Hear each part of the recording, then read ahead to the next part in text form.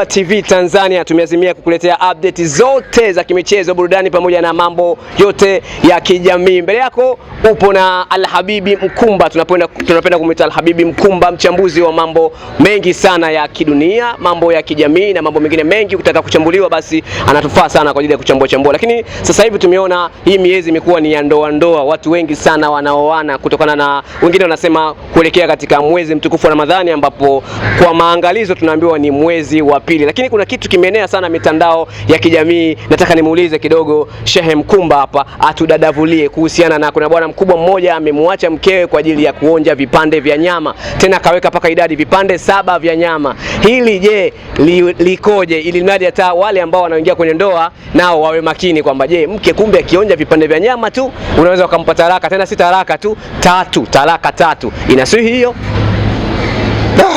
Huu ni mtihani. Huu ni mtihani, na hapa duniani pana mitihani mingi. Kwa hivyo unapotokea mtihani kama huu, huwa tunasema tu inna lillahi wa inna ilaihi rajiun. Maana yake ni msiba. Ni msiba mkubwa, kwa sababu kwanza mke ana thamani kubwa sana. Lakini pia si kwamba mke tu ana thamani kubwa, isipokuwa kitu ndoa ni kitu chenye thamani kubwa mno. Unaposikia ndoa, dhamana kubwa iliyopo kwenye ndoa imefika mahala. Mtume Muhammad sallallahu alaihi wasallam anasema kwamba ndoa ni nusu ya dini. Mpaka imefikia hatua ya ndoa kupewa nafasi kubwa katika dini, maanake ni jambo kubwa, ni jambo zito, ni jambo muhimu. Kwa hivyo unapokwenda kuielekea ndoa, unapaswa kufuata misingi sahihi na muhimu ya ndoa. Lakini pia unapokwenda kuivunja ndoa, ni lazima ufuate misingi na taratibu sahihi za kuivunja ndoa. Ndoa inavunjika, si kana kwamba ndoa haivunjiki. Waislamu hatuna zile ndoa za kuitwa pingu za maisha, kwamba hamwachani mpaka mmoja wenu afe. Hapana, katika Uislamu hilo halipo. Unaweza ukaoa leo ukaacha kesho. Lakini kitu talaka ni kitu ambacho kinamchukiza Mungu, japo amekiridhia, lakini amekiridhia katika misingi maalumu. Unapotoa taraka hovyo, maana yake unamkorofisha Mungu. Kwa tukirudi kwa huyu ndugu yetu ambaye amekwenda kutoa taraka, sababu za kutoa taraka ikiwa ni mkewe kula vipande 7 vya nyama, huu ni udhaifu mkubwa.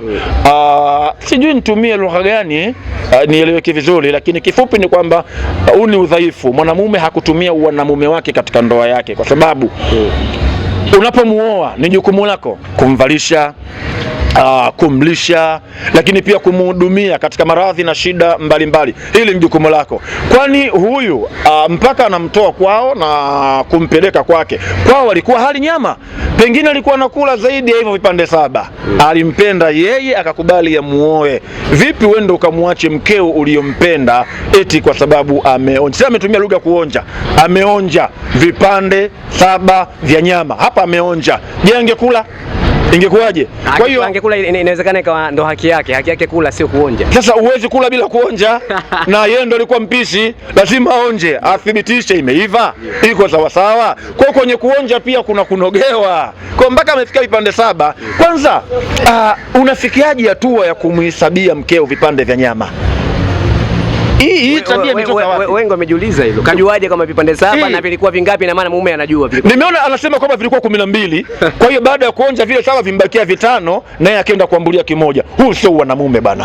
Hakuna mwanamume kamili akayafanya haya. Huwezi kumhesabia mkeo vipande vya nyama.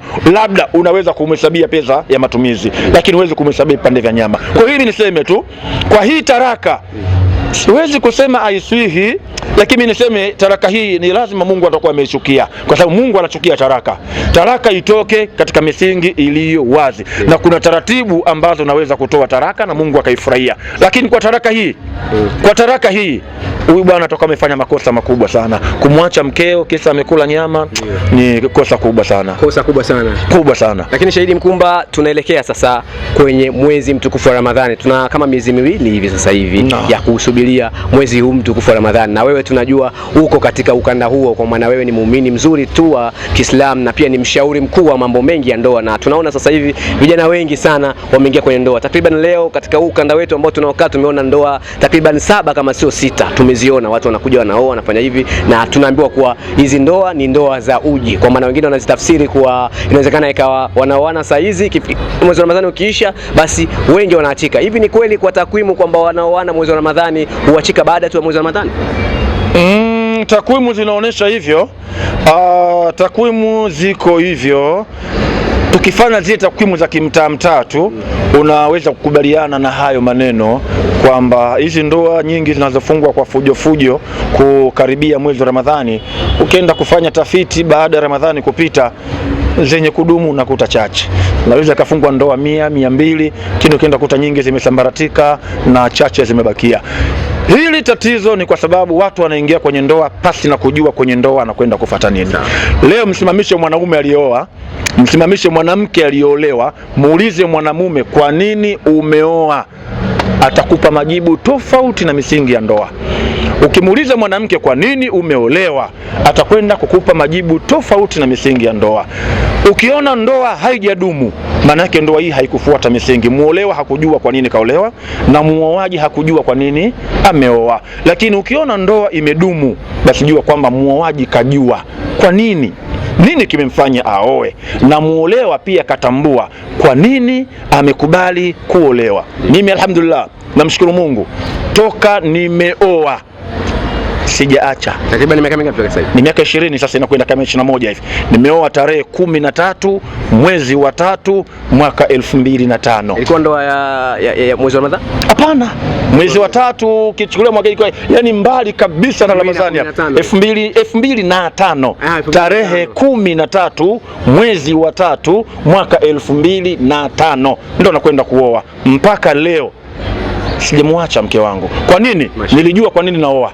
Na huyu nilimuoa alikuwa anajua kwa nini anaolewa. Ndiyo maana wenzetu wasiokuwa sisi, nikizungumzia upande wa pili, wanapotaka kufunga ndoa kuwa na darasa maalumu ambalo muoaji anafundishwa na muolewa anafundishwa. Hii ni misingi ya Kiislamu.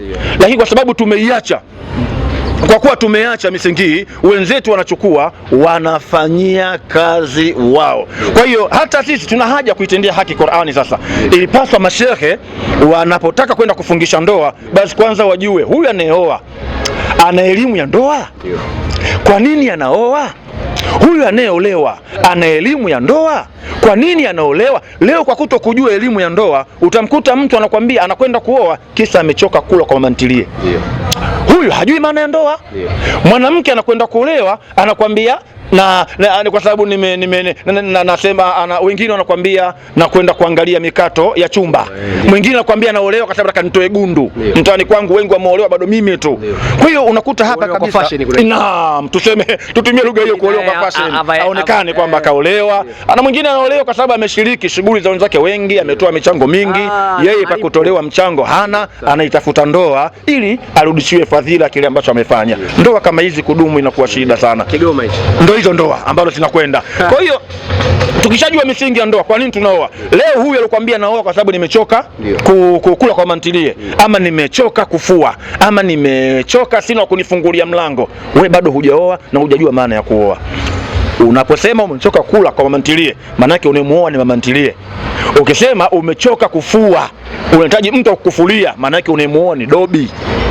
Sasa hapa inakuwa haiko sawa. Ndio maana leo hata ukuta wa vijana baada ya shehe kashafungisha ndoa kule, utakuta wale wageni aliokuja nao muoaji, kuna kelele wanapiga na nyimbo zao wanaimba pale. Shehe kamaliza kule, ndoa imepita, utasikia hawa wahuni sasa wanasema, mimi nawaita wahuni. Sababu kama mtu ame-improve katika dini na anajua thamani ya ndoa, hawezi kufanya kitu kama hichi. Wanashangilia na kupiga kelele kwamba tunataka jiko letu, sio mke.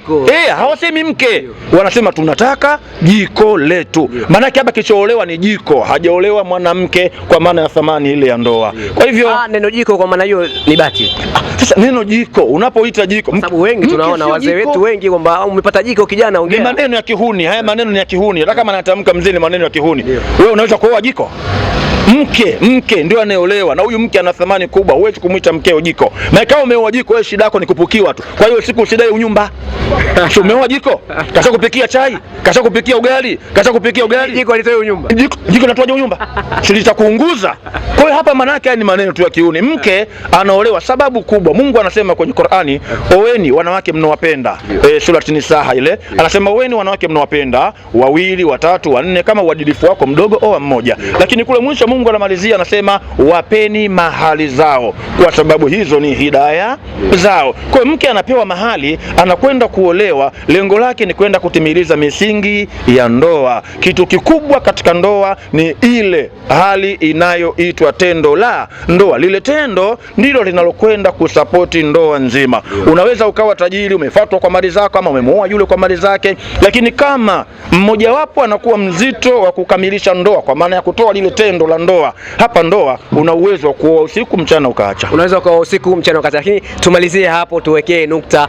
Kwa nini vijana wanaoa sana hasa kipindi hichi cha mwezi wa Ramadhani? Kwani miezi mingine hawajaona muda wa kuoa na wakakimbilia miezi hii tu ya kukaribia mwezi wa Ramadhani? Kwa nini la? Si dhambi kuoa mwezi unapokaribia mwezi wa Ramadhani. Sio dhambi. Lakini je, unaoa kwa misingi ipi? Ndio narudi kule. Umeoa kwa kufuata misingi ya ndoa, ama umeoa kwa sababu Ramadhani inakuja, kuvumilia huwezi, kupata dhambi za uzinifu ndani ya Ramadhani unaogopa, ndio unaamua kuoa ili ujistiri ndani ya Ramadhani, afu Ramadhani ikisha unaacha.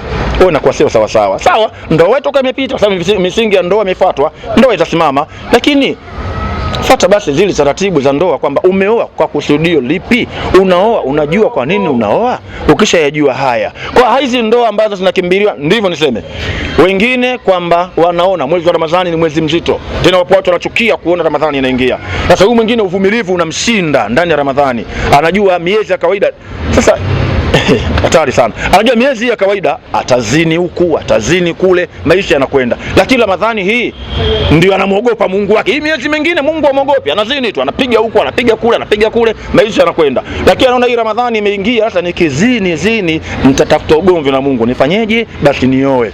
Ndio utakuta naoa Ramadhani kisha anaacha. Huyu manake kaoa kwa ajili ya tamaa za mwili wake, hakuoa kwa ajili ya misingi ile ya ndoa. Lakini ukimwona mtu anadumu baada ya Ramadhani, wakadumu huko miaka 2, 3, 4 mbele, huyu manake alifuata misingi ya ndoa na amekwenda kuidumisha ndoa yake. Kwa hiyo wimbi hili la vijana kuoa kukaribia Ramadhani sio baya. Tunachoomba ni kwamba wafuate misingi ya ndoa, wajue kwa nini wanaoa, wasimamishe ndoa, na baada ya Ramadhani waendelee kudumu na ndoa zao. Nikushukuru Idi. Asante sana.